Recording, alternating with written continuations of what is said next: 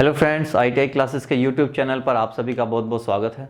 दोस्तों, हमारी पिछली क्लास में हम लोग जो है AC थ्योरी चैप्टर पढ़ रहे थे और उसकी जो थ्योरी का जो था वो आपका लगभग ऑलमोस्ट कंप्लीट हो गया है।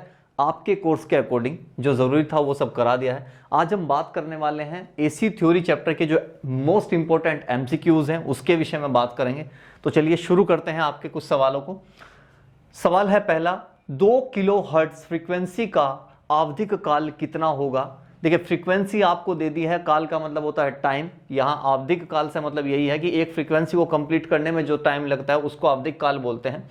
तो आपको फ्रीक्वेंसी का मान दे दिया है, टाइमिंग आपसे पूछ लिया है। फ्रीक्वेंसी के और टी के बीच में एक रिलेशन होता है, ये वो रिलेशन होता है F बराबर 1/T होता है। अगर मुझे टाइम निकालना है तो T बराबर कितने हो जाएगा, 1 फ्रीक्वेंसी कर सकते हैं। फ्रीक्वेंसी की वैल्यू आपको दी है, इसको हम कहते हैं कि 1/2। और किलो की बात की है, किलो में कितना होता है, गुणा 10 की पावर 3 हो जाएंगे। ये हो गया आपका 10 की पावर 3। अब यदि मैं इसको ऊपर लेके जाऊं तो कितना हो जाएगा, ये 1 गुणा 10 की पावर -3/2। 2 से इसको डिवाइड कर दीजिए, कितना हो जाएगा 0.5 इंटू 10 की पावर -3। या तो हो सकता है आपको ऑप्शन में इस प्रकार से मिल जाए, और अगर नहीं दिया है तो इसको दूसरी तरीके से क्या कह सकते हैं, हम ये बोल सकते हैं 0.5 मिली सेकेंड। इस प्रकार से भी आपको ऑप्शन में दिया जा सकता है, वो डिपेंड करता है आपको किस प्रकार से आपका ऑप्शन दिया है। तो इस प्रकार से भी दे सकता है, यहां सीधा सीधा दे देगा कि इतने सेकंड हो गया, या फिर 0.5 मिली सेकेंड भी उसको कहा जा सकता है। ये हो गया आपका पहले सवाल का जवाब।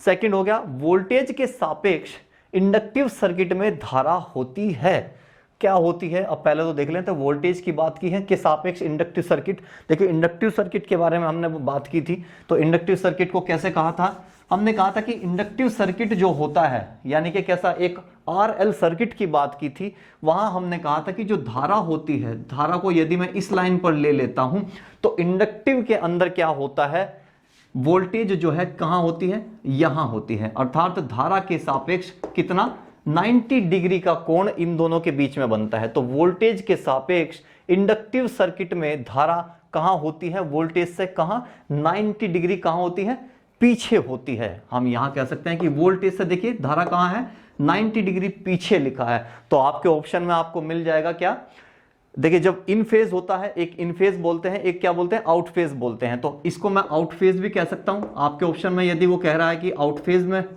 या तो आउट फेज दे देगा या फिर वो बोल देगा कि पीछे होती है। तो दोनों ही चीज हो सकते हैं, ऑप्शन पर डिपेंड करता है। तो या तो वो कह दे कि वोल्टेज से पीछे होती है, या बोल सकता है कि कहां होती है, वोल्टेज से आउट फेज होती है। ये एक ही मतलब होता है।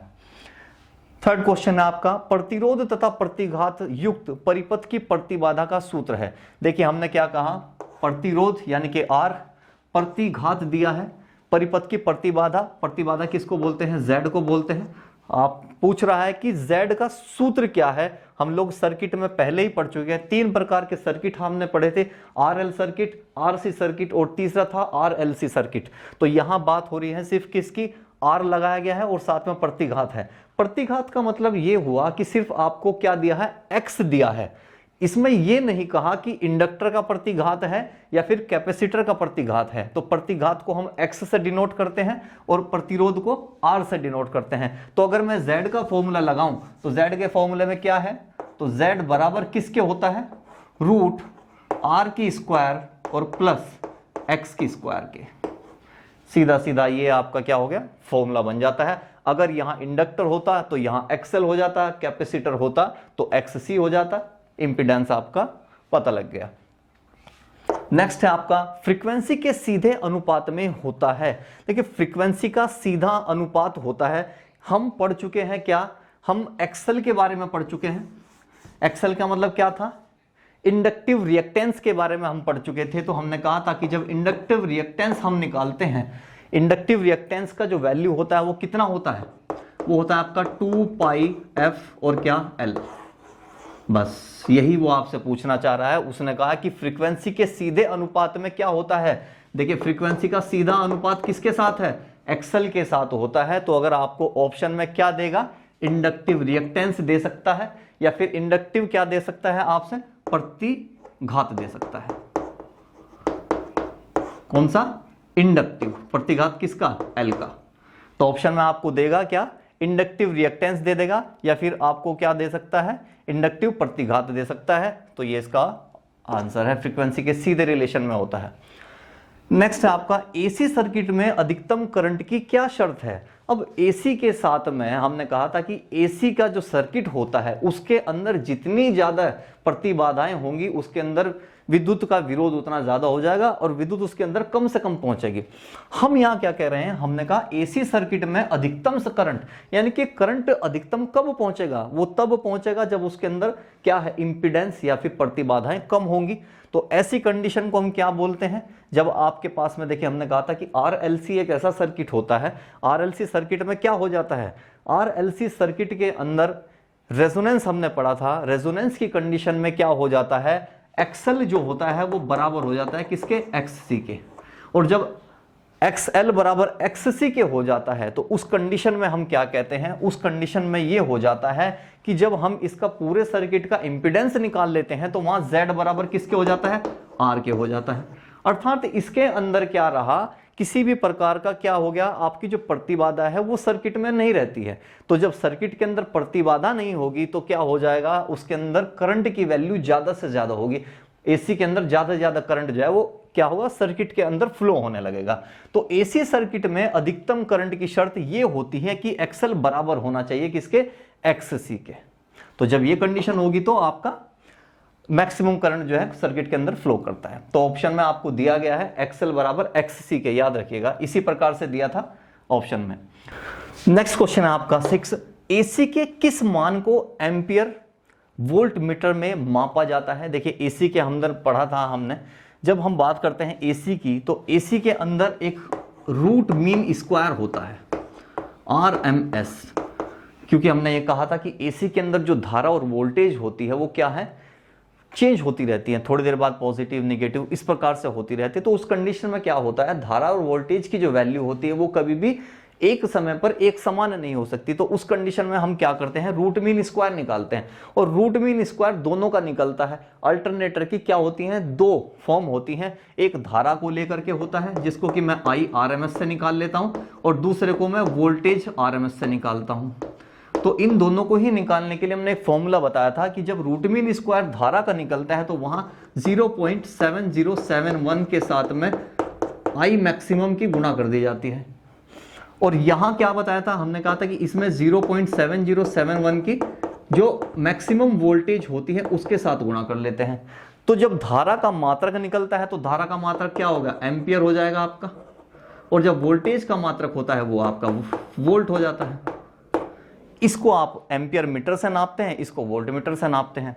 तो सवाल था आपका एसी के किस मान को, हमने कहा जी रूट मीन स्क्वायर जो होता है ना, रूट मीन स्क्वायर के मान को जब हम उससे धारा नापते हैं तो एम्पियर में आते हैं, और जब हम उससे वोल्टेज को नापते हैं तो उसको हम किसमें, वोल्ट मीटर में नापते हैं।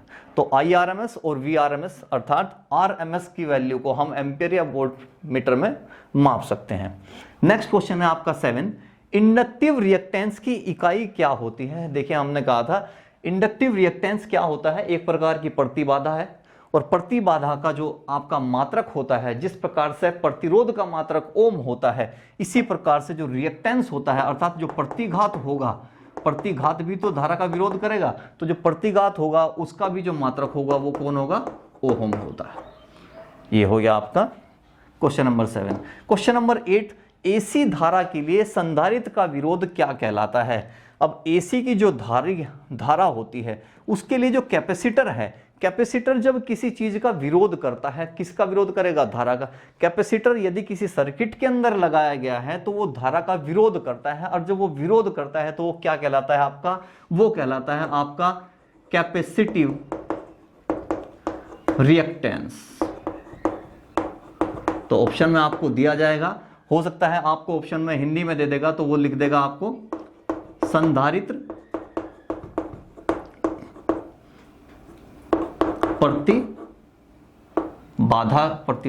प्रतिघात, सॉरी। तो अगर वो हिंदी में देता है तो बोलेगा संधारित्र प्रतिघात, और इंग्लिश में देता है तो कैपेसिटिव रिएक्टेंस होता है। तो ये होगा क्वेश्चन नंबर 8। क्वेश्चन नंबर 9 दिया है, श्रेणी RL सर्किट में वोल्टता धारा से कितने डिग्री आगे चलती है या पीछे चलती है, ये बताना है।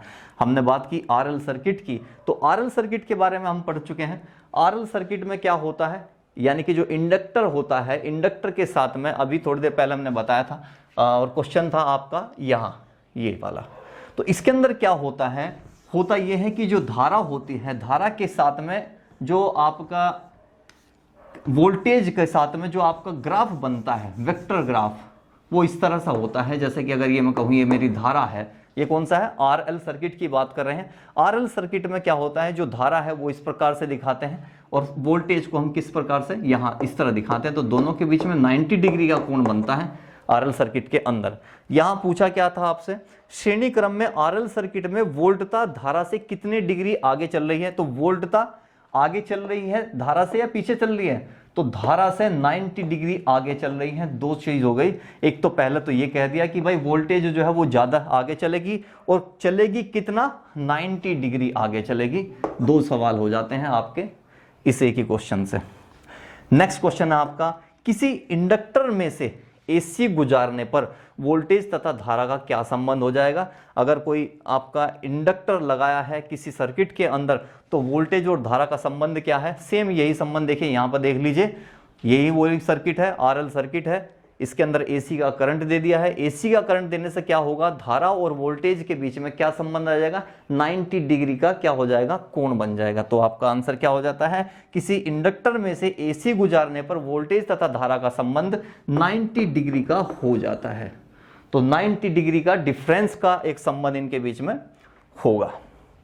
नेक्स्ट है आपका, श्रेणी आरएलसी सर्किट की प्रतिबाधा क्या होती है। अभी कुछ दिन पहले ही हम लोगों ने जब इसकी क्लास की थी, आरएलसी सर्किट के बारे में पढ़ा था। तो आरएलसी सर्किट में क्या होता है, जो प्रतिबाधा होती है, तो प्रतिबाधा को निकालने के लिए हमने क्या कहा था, आरएलसी सर्किट के अंदर, आरएलसी सर्किट का अगर मैं वेक्टर डायग्राम बनाऊं तो इस प्रकार से हमने बनाया था। ये धारा का हो गया, साथ ही आपके वोल्टेज का होगा जो रिएक्टेंस साथ में लगा है, ये आपके VL का हो गया, और ये आपके VC का हो जाता है। ये सर्किट हो गया एक RLC सर्किट। तो RLC परिपथ की प्रतिबाधा कितनी होती है, इसके बारे में हमने कहा था कि जब VL और VC दोनों का आप रिजल्टेंट निकालते हैं, तो रिजल्टेंट निकालने का तरीका क्या होता है, रिजल्टेंट निकालने का तरीका ये होता है, ये वाला, किसका, VL और VC का जो रिजल्टेंट निकलता है वो इस प्रकार से निकलता है। और RLC सर्किट के अंदर हमने कहा था अगर मुझे Z निकालना होगा तो Z कैसे निकलेगा, तो Z निकलेगा जी इस प्रकार से, R की square plus VL floating minus और VC का स्क्वायर। तो ये होता है फॉर्मूला, कब, जब RLC सर्किट दिया गया और श्रेणी क्रम में जोड़ा गया हो, प्रतिबाधा इस प्रकार से निकलती है। ये वेक्टर डायग्राम है जहां हमने दिखाया है कि VL और VC का जो दोनों के बीच में वेक्टर डायग्राम 180 डिग्री का कोण बनाता है, वहां पर जो रिजल्टेंट निकलता है वो किस तरह से निकाला जाता है। नेक्स्ट क्वेश्चन है, RLC सर्किट का परिणामी प्रतिघात क्या होता है। देखिए यही चीज पूछ ली है आपसे, RLC सर्किट दे दिया है, परिणामी प्रतिघात हो गया। तो परिणामी प्रतिघात कौन था, ये रहा आपका परिणामी प्रतिघात। क्या होता है भाई, यही तो होता है, ये हो गया आपका। तो VL है, यहां वोल्टेज की बात करें, वोल्टेज ना होकर के क्या है, ये XC हो जाएगा, ये XL हो जाएगा। तो इस प्रकार से अगर वो आपसे क्या पूछता है, परिणामी पूछता है, तो परिणामी क्या होता है, VL और VC की जगह मैं क्या लिख सकता हूं, XL फ्लोटिंग माइनस आपका XC। तो ये हो जाएगा आपका परिणामी। ठीक है, तो RLC सर्किट का जो परिणामी होगा, परिणामी प्रतिघात की बात कर रहे हैं, तो प्रतिघात का मतलब क्या होता है, X। अब परिणामी X में बताना है तो X में कैसे निकलेगा, XL और फ्लोटिंग माइनस XC हो जाएगा आपका प्रतिघात। तो इस प्रकार से हो जाएगा आपका RLC सर्किट का परिणामी, आप इस तरह से बता सकते हैं। ऑप्शन में ठीक इसी प्रकार से आपको दिया होगा, तो आप कंफ्यूज मत होइएगा। बहुत सी बार क्या होता है, XC माइनस XL भी दे देगा, बहुत सी जगह आपको एक बार ये जो माइनस है, माइनस ये जो फ्लोटिंग वाला है, इसका मतलब यह है कि दोनों में से किसी को भी जो है जिसकी मैक्सिमम वैल्यू होगी उसमें से मिनिमम को घटाया गया होगा।